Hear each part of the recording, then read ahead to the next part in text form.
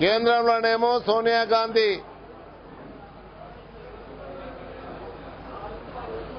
Gas సిలిండర్ల ధర పెంచి అక్కడ సెగ పెడితే ఇక్కడ కిరణ్ కుమార్ రెడ్డి శాసనసభ వ్యవహారాల మంత్రిని తెలంగాణ శ్రీధర్ బాబును తీసేసి సమైక్యాంధ్రకు పోరాడుతున్నటువంటి శైలజానాథ్ను పెట్టడం ఇది తెలంగాణ ప్రజలందరికీ కూడా సెగ తగిలింది. అక్కడనేమో గ్యాస్ మంట, ఇక్కడనేమో తెలంగాణ ప్రజలకు చేసిన అవమానం సెగ. ఇలా నేను ఈ ముఖ్యమంత్రిని సూటిగా అడుగుతా ఉన్నాం. మేము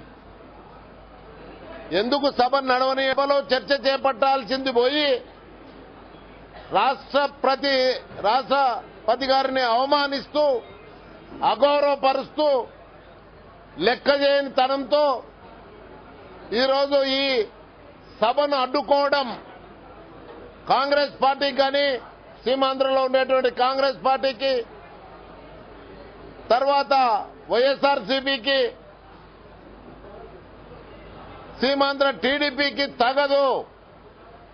ఇలా వీళ్ళకు ముఖ్యంగా మొట్టమొదట ఏం భయం ఉంది అంటే ఈ సీమాంధ్ర మొత్తం నాయకులకు ఇవాళ చర్చ చేపడితే తెలంగాణకు జరిగిన అన్యాయాలను ఏకరువు పెడతారు.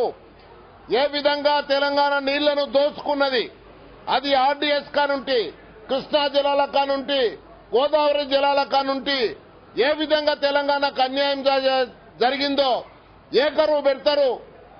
ఇలా సభ్య సమాజం ముందర తల ఎత్తుకోలేము అనే భయంతో ఇలా మాకే అన్యాయం జరిగింది, మాకే అన్యాయం జరిగిందని, ఏం అన్యాయం జరిగిందని చెప్పి సూటిగా అడుగుతా ఉన్నాం. ఇలా మీరు కృష్ణానది నీళ్లు మీరు వాడుకుంటున్నది ఎంత?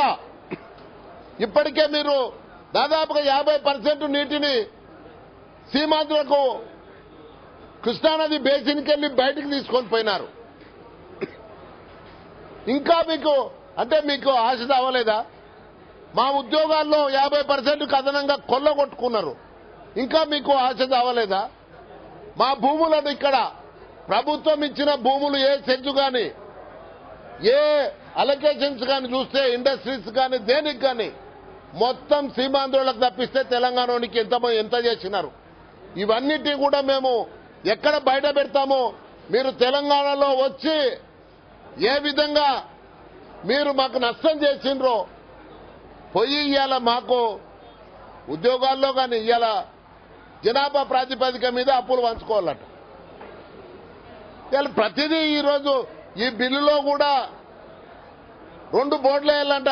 గోదావరి బోర్డు ఏమో ఇక్కడ తెలంగాణలో ఉంటుందంట, కృష్ణానది బోర్డు ఏమో సీమాంధ్రలో ఉంటుందంట. ఎక్కడైతే నీళ్లు తక్కువ ఉన్నాయో, ఎక్కడైతే ఇబ్బంది ఉందో ఇది సమ్మతం కాదు. ఇలా మేము సూటిగా అడుగుతా ఉన్నాం. ఇక్కడ హైదరాబాద్ లో గవర్నర్ గారి ఆధిపత్యాన్ని సహించేది లేదు. ఇలా ఎక్కడ మేము మా యొక్క దాడిని రేపు చర్చల్లో పెంచుతామనే భయానికే వీళ్ళు చర్చించడానికి ముందుకు రావడం లేదు. ఇంకొకటి కూడా నేను స్పష్టంగా అడుగుతా ఉన్నాను, మీకేం అన్యాయం జరిగిందో చెప్పండి, మైక్ల ముందుకు చెప్పండి, రికార్డ్ పరంగా పోండి. మీరు ఏదో అనవసరంగా ఇవాళ మా మీద తెలంగాణ ప్రజలు నష్టపోయి ఇన్ని దినాలు ఉద్యమాలు చేసి 60 ఏళ్ళు ఉద్యమాలు చేసి ఈరోజు దాదాపుగా ఆ రోజు 369 మంది మా సహచరులను పోగొట్టుకున్నాం. ఇవాళ మా పిల్లల లాంటి 1200 మంది దాదాపుగా ఆత్మ బలిదానాలకు ఈరోజు ఈ యొక్క సీమాంధ్రుల నాయకత్వంకి వెళ్లి ఆత్మ బలిదానాలతో పోగొట్టుకున్నాం. ఇంత మేము నష్టపోతే ఇలా చర్చలకు అడ్డం పడితే ఆగుతాది. మీ చర్చల అంటే మీరు ఇక్కడ చర్చించకపోతే రేపు ఆడ పార్లమెంట్ల బిల్లును మీకు ఆపే శక్తి ఉందా? ఎవరికి లేదు. ఈ సీమాంధ్ర నాయకులకు 25 మంది 25 ఎంపీలు అన్ని పార్టీలలో కూడా అడ్డుకున్నా పార్లమెంట్ లో ఈ బిల్లును ఎవడు ఆపలేడు. ఇవాళ కూడా అద్వానీ గారు స్పష్టంగా చెప్పినారు, రేపు ఫిబ్రవరి మొదటి వారం లోపలనే బిల్లు పాస్ అయ్యేది తథ్యం. ఇవాళ మీరు అనవసరంగా కాలయాపన చేస్తున్నారు, ప్రజాధనాన్ని దుర్వినియోగం చేస్తున్నారు, రాష్ట్రపతిని అగౌరవిస్తున్నారు, ఈ శాసనసభను అగౌరవిస్తున్నారు. నేను దాదాపుగా 25 సంవత్సరాలున్నారా చరిత్ర లోపల అసెంబ్లీ జీవితం లోపల ఎప్పుడు ఇంత జుగుత్సాహకరమైనటువంటి వాతావరణాన్ని నేను చూడలేదు. చాలా దుర్మార్గంగా వీళ్ళు వ్యవహరిస్తున్నారు. తక్షణం ఈరోజు ముఖ్యమంత్రితో డిమాండ్ చేస్తా ఉన్నాం, స్వచ్ఛందంగా తప్పుకో. నీకు ఇష్టం లేకపోతే నీవేదో ఆఖరి బంతి అంటావు, ఆ బంతి ఆఖరికి నీ ముఖానికి తగులుతుంది. అందుకోసం నీ ముఖానికి తగిలితే అది ఇంజురీస్ అవుతాయి. మ్యాగ్జిలా ఫ్రాక్చర్ కావచ్చు, పండ్లు రాలవచ్చు, ముక్కు బొక్క ఇరగొచ్చు. అందుకోసం ఆ గుగ్లీ లేకపోతే నీ వేసే బాలు నీ ముఖానికి తగిలిచ్చే పని చేసుకోకని చెప్పని ముఖ్యమంత్రికి నేను క్లియర్ గా చెప్తా ఉన్నాను. ఈ వైఎస్ఆర్సీపీ వాళ్ళదేందో ఏమో ఆర్టికల్ 3 అన్నారు, సమన్యాయం అన్నారు, ఇలా సమైక్యవాదం అంటున్నారు. మళ్ళీ రేపేమంటారో తెలియదు. అందుకోసం మీరు ఎన్ని నాటకాలు ఆడండి, ఎన్ని కుట్రలు చేయండి, మీరు ఇలా బిల్లు పంపించింది తెలంగాణ విభజన కోసం డ్రాఫ్ట్ బిల్లు మీద చర్చించమని రాష్ట్రపతి పంపించినాడు. కానీ ఈ సమైక్య తీర్మానం చేయమని మాత్రం రాష్ట్రపతి కోరలేదు. అటువంటిది ఏమైనా ప్రయత్నం చేస్తే మాత్రం మేము దీన్ని తీవ్రంగా వ్యతిరేకిస్తాం, అడ్డుకుంటాం. ఈ పని మాత్రం చేస్తే ముఖ్యమంత్రిని ఇక్కడ అసెంబ్లీ లోపల ఆయన ఒక్క నిమిషం కూడా ఉండేటందుకు ఆయనకు అర్హత లేదు. ఇవాళ దానికి ఆయన హెచ్చరిస్తా ఉన్నాం. ఇటువంటి కుయుక్తులు పనొద్దని చెప్పి మేము ముఖ్యమంత్రిని హెచ్చరిస్తా ఉన్నాం. శాసనసభ సమావేశాలు గత నెలలో 5 రోజులు నడిపించారు. 5 నిమిషాలు కూడా మాట్లాడేటువంటి అవకాశం లేకుండా పోయింది. రాష్ట్రపతి గారు పంపించినటువంటి ముసాయిదా పైన చర్చకు అనుమతిస్తూనే ఆ చర్చల్లో పాల్గొనడానికి ఎవరికి అవకాశం లేకుండా పోతా ఉంది.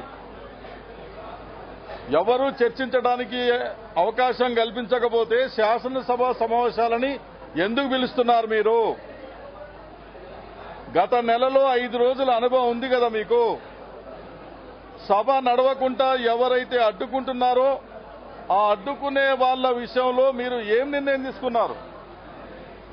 ఏం నిర్ణయం తీసుకోకుండా మళ్ళా ఈ సభని ఎందుకు పిలుస్తా ఉన్నారు? మీరు ఎజెండాని ఇస్తా ఉన్నారు. ఈ అంశాలపైన ఈ రోజు శాసనసభ నడపదలుచుకున్నామని చెప్తా ఉన్నారు. నడపాలనేటువంటి చిత్తశుద్ధి ఈ ప్రభుత్వానికి ఉంటే దాన్ని నడపటానికి కావలసినటువంటి చర్యలు కూడా చేపట్టాలి. కానీ ఏ చర్యలు చేపట్టకుండా ఇవాళ కాంగ్రెస్ పార్టీ అధిష్టాన వర్గం సిడబ్ల్యూసీ నిర్ణయం తీసుకొని, కేబినెట్ నిర్ణయం తీసుకొని రాష్ట్రపతి గారు ఒక ముసాయిదా బిల్లు పంపిస్తారు. అదే కాంగ్రెస్ పార్టీకి సంబంధించినటువంటి వాళ్ళు అడ్డుకునే ప్రయత్నం చేస్తారు. మరికొంతమంది అడ్డుకునే ప్రయత్నం చేస్తారు. అడ్డుకునే వాళ్ళని నాయుడు గారు కూడా హౌస్లోకి వచ్చారు. కిరణ్ కుమార్ రెడ్డి ముఖ్యమంత్రి గారు సభానాయకుడు కూడా సభలోకి వచ్చారు. మిగతా పార్టీ నాయకులందరూ కూడా సభలో హాజరయ్యారు. చర్చ సజావుగా సాగుతుంది. ఎందుకంటే ఇటీవలనే భారత రాష్ట్రపతి గారు మన రాష్ట్రానికి విడిది కోసం వచ్చి వారందరూ కలిసినారు. కనీసం వారి మీద ఉన్న గౌరవంతో, రాష్ట్రపతి గారి మీద గౌరవంతోనైనా వారే పంపించినటువంటి ముసాయిదా బిల్లు పైన చర్చిస్తారు.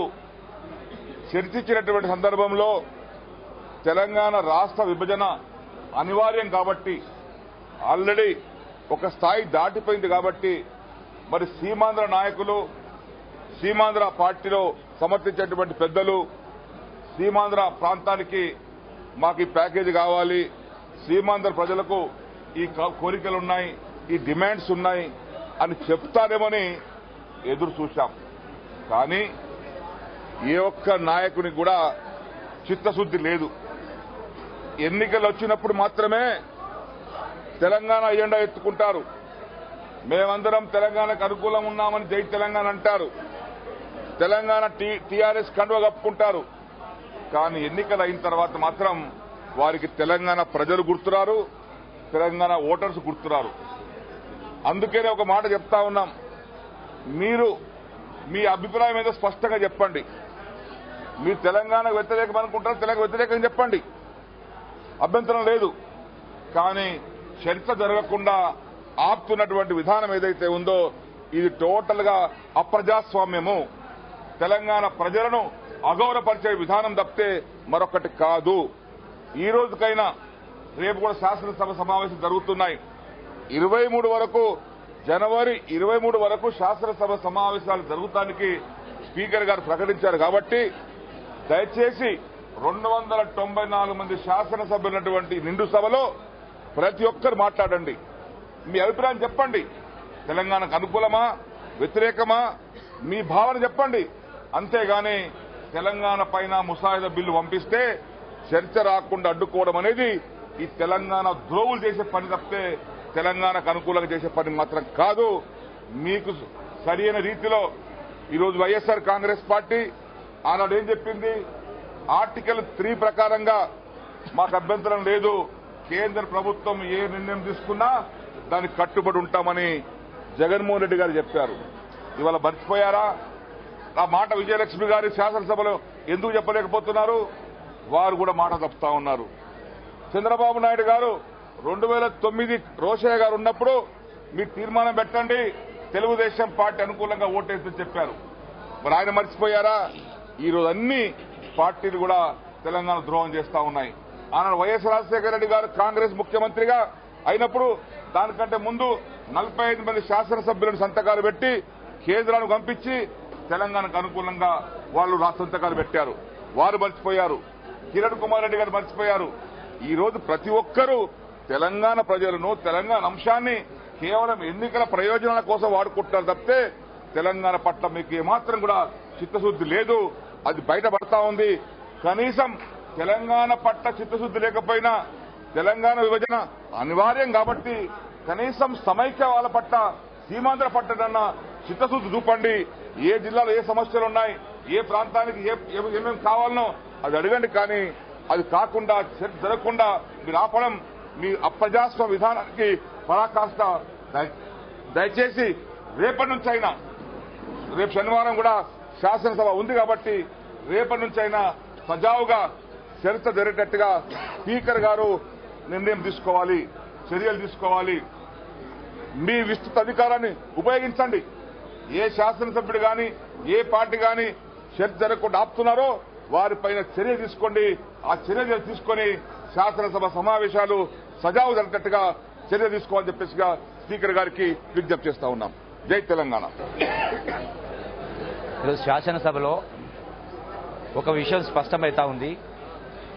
ముఖ్యమంత్రి కిరణ్ కుమార్ రెడ్డి గారు శాసనసభలో బిల్లుపైన చర్చించే సందర్భంలో శాసనసభ వ్యవహారాల మంత్రిని తొలగించడమే ఒక నిదర్శనం.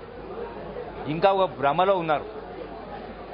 ఈ రాష్ట్రంలో ఈ యొక్క శాసనసభలో సమైక్య తీర్మానం చేయిస్తాం అనేటువంటి ఒక భ్రమలు ఉన్నారు. తెలంగాణ రాష్ట్రాన్ని ఆపుతామని భ్రమలు ఉన్నారు. ఒకటి గమనించాలి, జాతీయ పార్టీ ప్రతినిధిగా ముఖ్యమంత్రి ఉన్న కిరణ్ కుమార్ రెడ్డి, 9 సంవత్సరాలు అధికారం వెలుగుబెట్టిన చంద్రబాబు నాయుడు, వైఎస్ఆర్ పార్టీ నాయకులు ఒకటి గమనించాల. ఇప్పటికే రాష్ట్ర శాసనసభలో ఈ బిల్లు వచ్చిన తర్వాత ఈ రాష్ట్ర శాసనసభ తీర్పు చెప్పడం జరిగింది. తెలంగాణ పార్టీలు తెలంగాణ నాయకులు మొత్తం కూడా తెలంగాణ కావాలంటా ఉన్నారు. సీమాంధ్ర నాయకులు సమైక్యం అంటా ఉన్నారు. ఇదే స్పష్టంగా వచ్చింది. ఇంకా వేరే చెప్పాల్సిన అవసరం లేదు. తెలంగాణ రావద్దని మీరు కుట్ర పంతా ఉన్నారు, అడ్డుకునే ప్రయత్నం చేస్తూ ఉన్నారు. తెలంగాణకు సంబంధించినటువంటి తెలంగాణ శాసనసభ్యులు అన్ని పార్టీల వాళ్ళు తెలంగాణ కావాలని తీర్మానం తెలంగాణ ఈ బిల్లుపైన చర్చించాలని కోరుతా ఉన్నారు. స్పష్టత వచ్చింది. ఈ రాష్ట్ర ప్రజలు తెలంగాణ 4 కోట్ల ప్రజలు తెలంగాణ రావాలి, సమైక్యవాదులు సమైక్య రాష్ట్రం ఉండాలనేటువంటి పద్ధతిలో స్పష్టమైన తీర్పు చెప్పడం జరిగింది. మీరు చర్చించినా చర్చించకపోయినా మీరు ఈ రాష్ట్రాన్ని అడ్డుకునేటువంటి ప్రయత్నం చేస్తా ఉన్నారంటే ఇది మీ మూర్ఖత్వం తప్ప ఇంకోటి కాదు. ఇలా భారత పార్లమెంటు 542 మంది ఎంపీలున్న పార్లమెంట్లో అధికార ప్రతిపక్ష పార్టీలు రెండు కూడా ఈ యొక్క రాష్ట్ర విభజనకు అనుకూలంగా తీర్మానించిన తర్వాత ఆ భగవంతుడు కూడా ఈ రాష్ట్రాన్ని ఆపలేరు. కానీ ఈ రాజకీయ పార్టీల అసలు రంగు మాత్రం బయటపడ్డది. ఓట్లప్పుడు ఎన్నికల కొరకు లెటర్లు ఇచ్చినామని మాట్లాడతారు. హైకమాండ్ ఏ నిర్ణయం తీసుకున్నా కట్టుబడి ఉంటారని కిరణ్ కుమార్ రెడ్డి అంటాడు. చంద్రబాబు నాయుడు లెటర్ ఇచ్చినా కానీ 2008 అంటాడు. కానీ ఈ రోజున మీరు ఒక రాష్ట్రంలో 8 కోట్ల జనాభాకు ప్రతినిధులు ఉన్నటువంటి వాళ్ళు ఒక అంశం పట్ల మీరు స్పష్టమైన నిర్ణయం తీర్పు చెప్పలేని వాళ్ళు, మీ ప్రజాప్రతినిధులను కట్టడి చేసుకోలేని వాళ్ళు, మీరు ఏ విధంగా ఈ పార్టీలకు నాయకత్వం ఇస్తారో మీకు ఎటువంటి నైతిక అర్హత ఉంది? ఈ రాష్ట్రాన్ని కానీ ప్రజలు కానీ ఈ ప్రాంతాన్ని కానీ పరిపాలించేటువంటి నైతిక అర్హత ఏనాడో కోల్పోయింది. ఇలా ఇంత స్పష్టంగా కనపడతా ఉంది.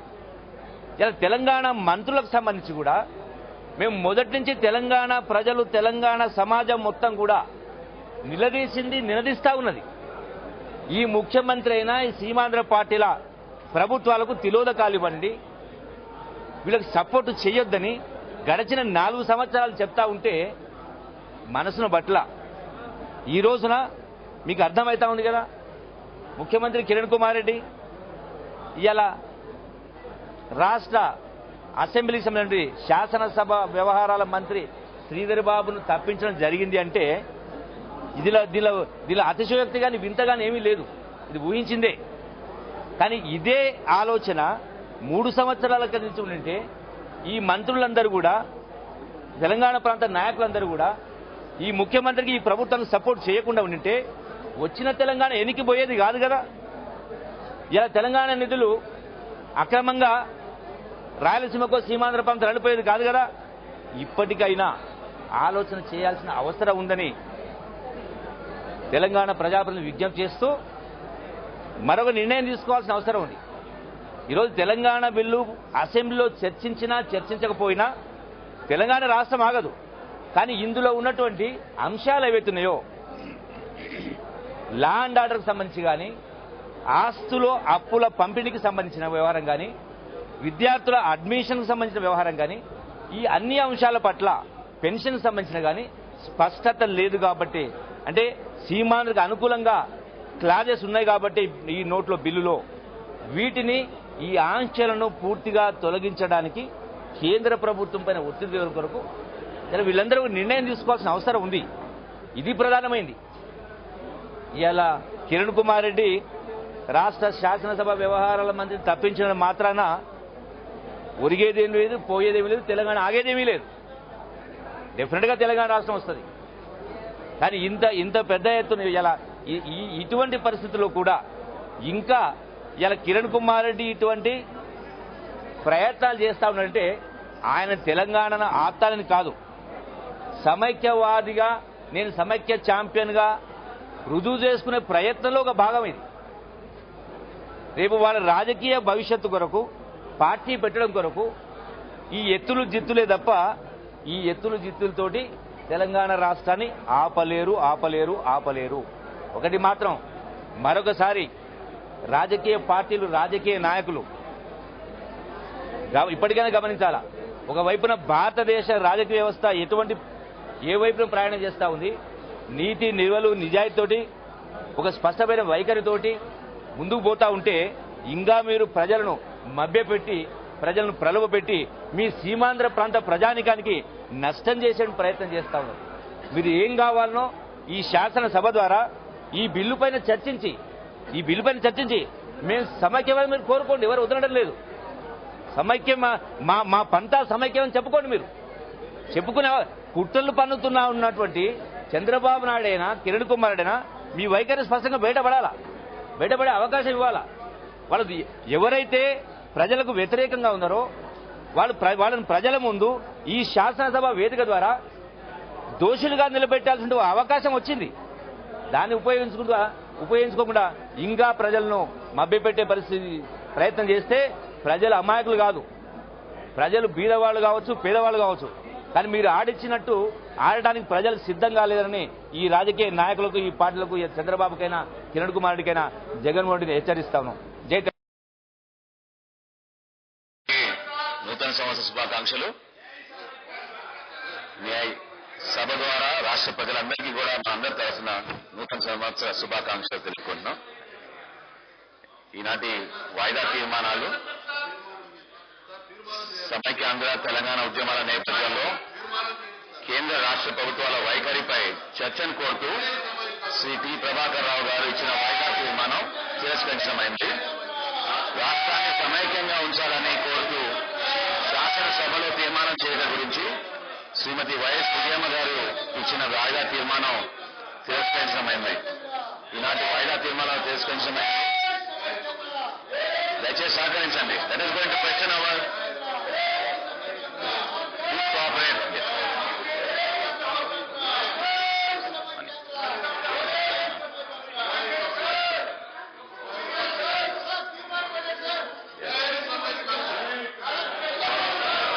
Yes. I request the members to please cooperate.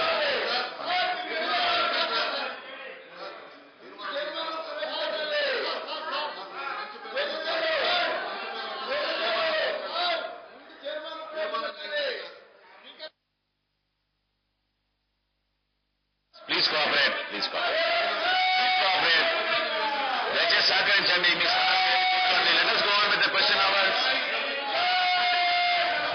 Let us go on with question hour. Yes. Question number 6541. Minister for Major Industries. Yes.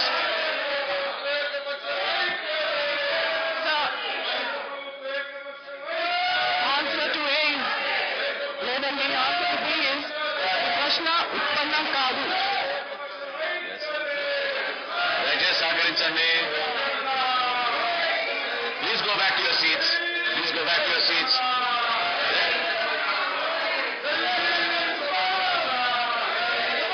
Let us go on with question hour. Let us go on with question hour. Yes.